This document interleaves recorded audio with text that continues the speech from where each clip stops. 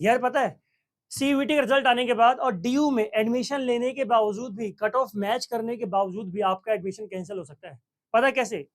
OBC NCL के certificate की वजह से। पिछली बार भी हजारों बच्चे ऐसे थे जिनका एग्जाम में लास्ट टाइम में जाके एडमिशन कैंसिल हुआ था, और रीजन सिर्फ एक ही था कि उनका जो फॉर्मेट है ओबीसी का वो मैच नहीं कर रहा था। तो ओबीसी सर्टिफिकेट का आपका एग्जैक्ट फॉर्मेट क्या होता है वो आज की वीडियो में आपको बताने वाला हूं। तो अभी के भाई इस चैनल को सब्सक्राइब कर लो, बिकॉज जब आपकी प्रेफरेंस लिस्ट बनानी होगी आपको, जब डीयू की काउंसलिंग, बीएचयू की काउंसलिंग, एयू की काउंसलिंग वो स्टार्ट होगी, तो आपको ये चैनल बहुत ज्यादा हेल्प करेगा। तो इसीलिए बोल रहा हूँ अभी के अभी इस चैनल को कर लो सब्सक्राइब। हम चलते हैं अपनी डिटेल में, शेयर करते हैं आपके साथ आपके क्या क्या रेजोल्यूशन आपको लेने हैं। ठीक है भाई, देखो पहली बात, आपको कुछ चीजें हैं जो इंश्योर करनी है एडमिशन लेने से पहले ही।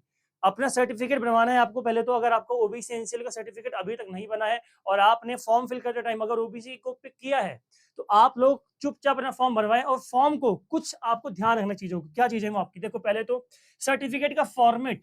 ठीक है, सर्टिफिकेट का फॉर्मेट आपका ऐसा होना चाहिए जिसमें लिखा हो कि आपका जो सर्टिफिकेट है ओबीसी का वो सेंट्रल गवर्नमेंट का है, issued by central government. State government का नहीं चलता है। जैसे पिछली बार कई सारे बच्चे थे जो जाट कम्युनिटी के, ठीक है, अब जाट कम्युनिटी मध्य प्रदेश में, हरियाणा में, यहाँ से क्या है, स्टेट में रिजर्वेशन है, सेंट्रल लेवल पे उसको एक्सेप्ट नहीं किया गया है। तो भाई जो आपका रिजर्वेशन है अगर सेंट्रल लेवल पे एक्सेप्टेड नहीं है तो उसको डीयू एक्सेप्ट नहीं करता, बिकॉज जो डीयू है वो सेंट्रल यूनिवर्सिटी है, किसी स्टेट की यूनिवर्सिटी नहीं है।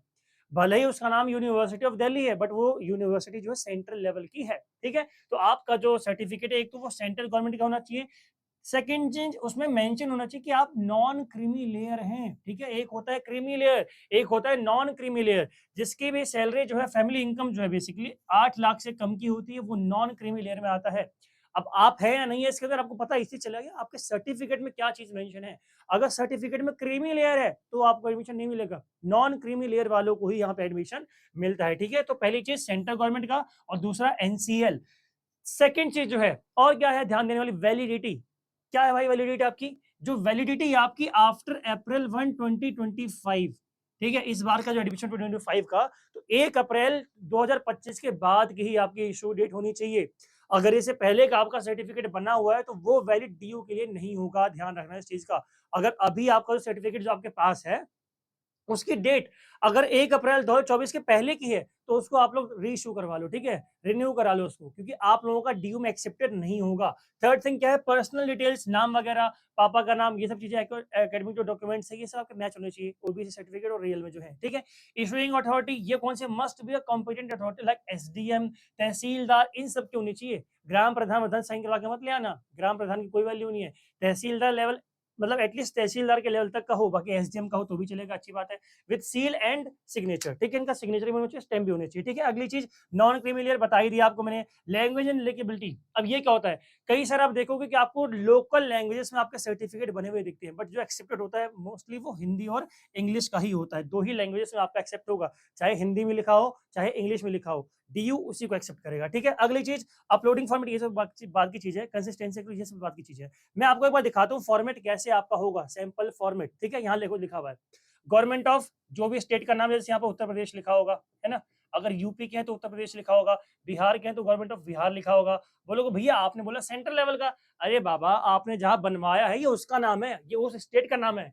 आप क्या पूरा भारत बनवाओगे अपना सर्टिफिकेट? नहीं ना, किसी स्टेट में जाके बनवाओगे या यूटी में जाके बनवाओगे। आपको एग्जैक्ट दिखाऊंगा एक बच्चे का। ठीक है, पहले फॉर्मेट देख लो एक बार आप लोग।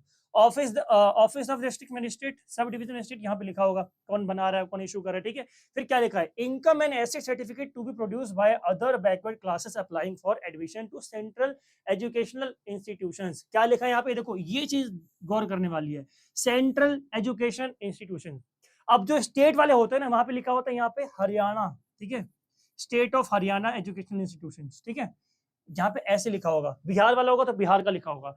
अगर सेंट्रल लिखा हुआ है तो ये आपका डीयू के लिए एलिजिबल है, आप लोग हो जाते हैं। ठीक है भाई, अगली चीज गवर्नमेंट ऑफ इंडिया, यहाँ भी आपको दिख जाएगा, सर्टिफिकेट नंबर दिख जाएगा, डेट ऑफ इशू। यहाँ पे ध्यान देने वाली चीज है, जो जो चीजें ध्यान देने वाली है उसमें मैं सर्कल करता जा रहा हूँ आपका। यहाँ पे आपकी जो इशूइंग डेट है वो आपकी 1 अप्रैल 2025 के बाद, मतलब 1 अप्रैल भी चलेगा और इसके बाद की डेट ही चलेगी। 1 अप्रैल से पहले की डेट आपकी नहीं चलेगी, इस चीज का आपको स्पेशली ध्यान रखना है। अगली चीज, दिस टू सर्टिफाई दैट आपका नाम आ गया यहाँ पे, सन डॉटर ऑफ फादर का नाम आ गया यहाँ पे आपका, ठीक है, विलेज का नाम आ गया आपका, स्टेट आ गया, डिस्ट्रिक्ट, ये सब चीजें आ गई आपकी, ठीक है। फिर यहाँ पे कास्ट सर्टिफिकेट आपका, कास्ट नेम आ गया कि ओबीसी एनसीएल है क्या है आप, which is recognise as the backward class under the government of India. क्या लिखा है यहाँ पे, यहाँ भी देखो भाई क्या लिखा है, गवर्नमेंट ऑफ इंडिया। यहाँ पे गवर्नमेंट ऑफ हरियाणा या गवर्नमेंट ऑफ बिहार या गवर्नमेंट ऑफ आंध्र प्रदेश ये सब लिखा है तो एक्सेप्टेड आपका नहीं होगा, गवर्नमेंट ऑफ इंडिया यहाँ पे लिखा होना चाहिए, ठीक है। अगला, the applicant belongs to non creamy layer, non creamy layer बता दें पहले आपको, ठीक है। तो ये आपका ऐसा है, यहाँ पे सिग्नेचर वगैरह हो गए, सील वगैरह होगी, मोहर वगैरह होगी, प्लेस हो गया और डेट हो गया आपकी, ठीक है। अब मैं आपको लेके चलता हूँ एग्जैक्ट जो फॉर्मेट है उस बच्चे का उस पे।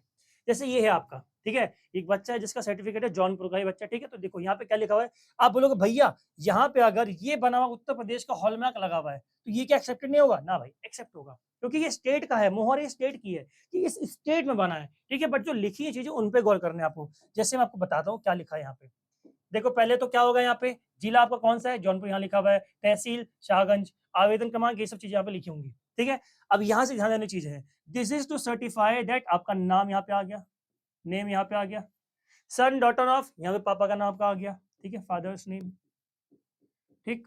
यहाँ पे मम्मा का नाम आ गया आपका, ठीक है। फिर यहाँ पे ग्राम आ गया आपका, Jamuniya Shahganj district Jaunpur in the Uttar Pradesh state belongs to Ahir community, ठीक है, which is recognise as a backward class under the government of India. क्या लिखा है यहाँ पे, गवर्नमेंट ऑफ इंडिया। तो यही चीज मैं आपको बोल रहा हूँ कि यहाँ पे आपका गवर्नमेंट ऑफ इंडिया लिखा होना चाहिए भाई, अगर नहीं लिखा है तो आपका एक्सेप्टेड नहीं होगा। ऊपर ही देख सकते हो आप लोग, form of certificate to be produce by other backward classes applying for appointment to post under the government of India.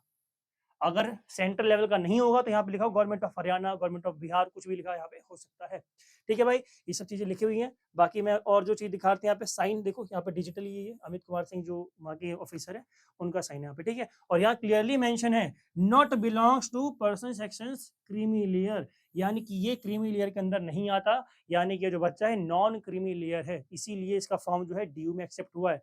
Issuing date दिखाऊं आपको, एक मिनट रुको, इशुइंग डेट दिखाता हूँ आपको, ठीक है, एक मिनट बस।